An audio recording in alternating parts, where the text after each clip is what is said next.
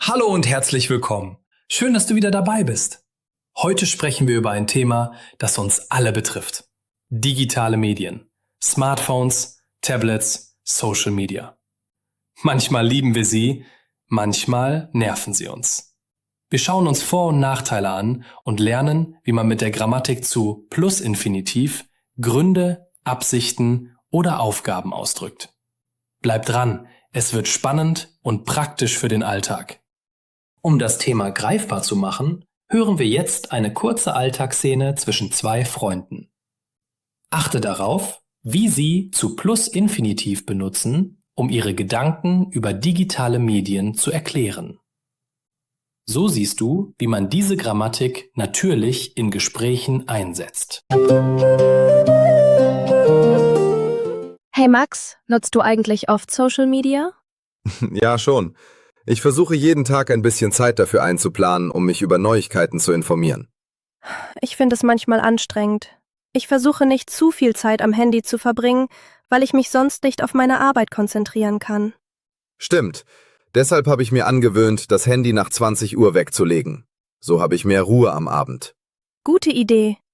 Ich denke auch darüber nach, mir feste Zeiten zu setzen, um Nachrichten zu checken und nicht ständig abgelenkt zu sein. Genau. Es ist wichtig, digitale Medien bewusst zu nutzen, anstatt die ganze Zeit zu scrollen.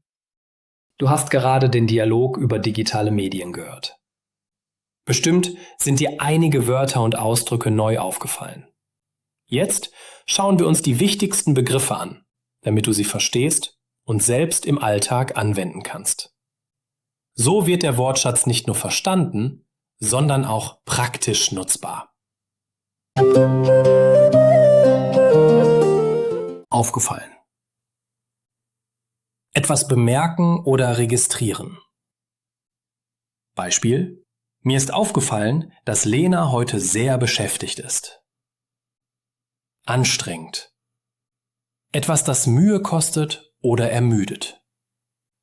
Beispiel: Es ist anstrengend, den ganzen Tag E-Mails zu beantworten. Sich konzentrieren. Auf etwas aufmerksam sein und sich nicht ablenken lassen.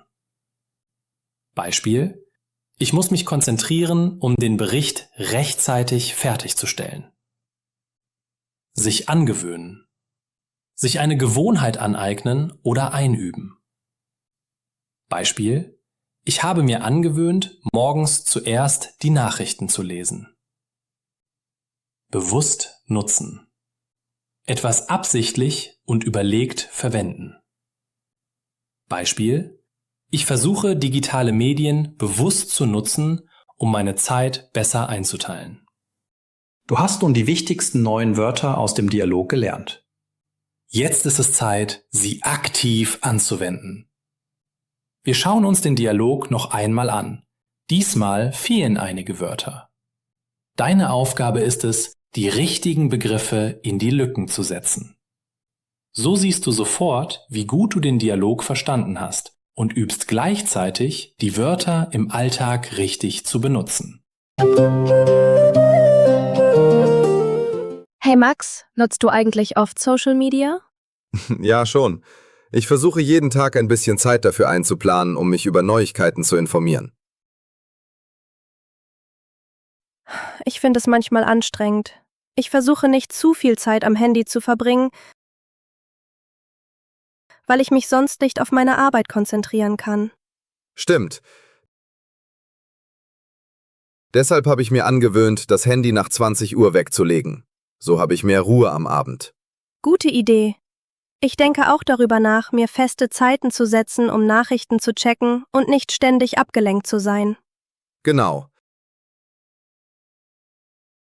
Es ist wichtig, digitale Medien bewusst zu nutzen, anstatt die ganze Zeit zu scrollen. Super! Du hast den Dialog jetzt mit den wichtigen Wörtern aus der Liste vervollständigt. Wenn wir genau hinschauen, siehst du, dass viele Sätze zu Plusinfinitiv enthalten. Zum Beispiel: um mich über Neuigkeiten zu informieren oder digitale Medien bewusst zu nutzen. Diese Struktur hilft dir, Zweck, Absicht oder Ziel auszudrücken. Im nächsten Schritt schauen wir uns genau an, wie man zu Plus-Infinitiv richtig bildet und verwendet, damit du deine eigenen Sätze über digitale Medien oder andere Themen bilden kannst. Wie wir im Dialog gehört haben, sprechen Lena und Max darüber, warum sie etwas tun und was sie erreichen möchten. Sie planen Zeit ein, legen das Handy weg oder setzen sich feste Zeiten.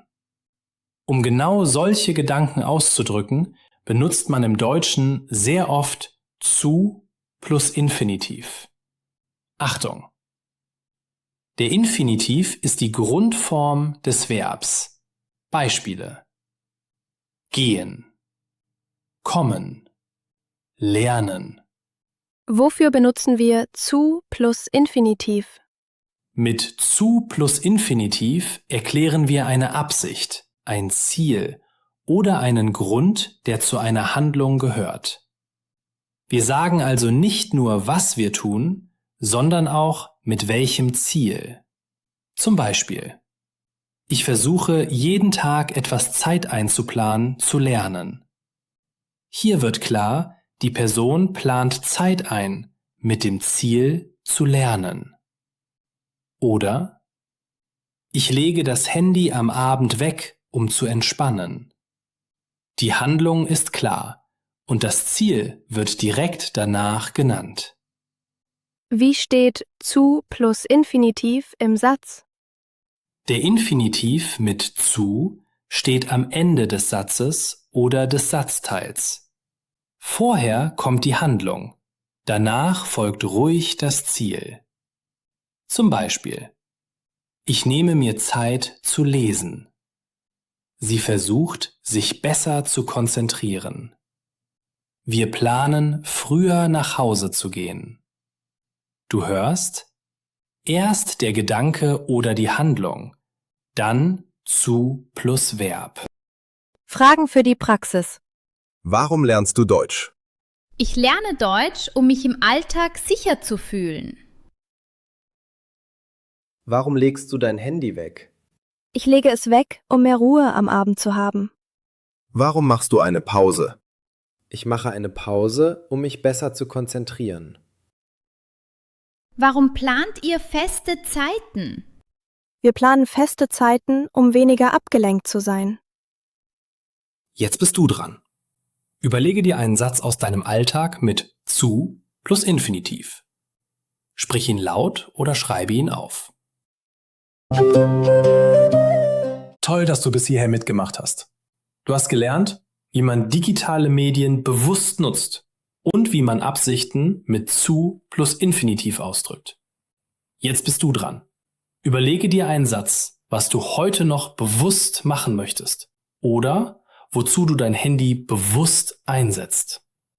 Wenn dir die Lektion gefallen hat, schreib einen Kommentar mit deinem Beispielsatz und zeige, wie du das Gelernte direkt anwendest. Vergiss nicht, den Kanal zu abonnieren, damit du keine neuen B1-Lektionen verpasst. Bis zum nächsten Mal. Viel Erfolg beim Üben und bleib motiviert.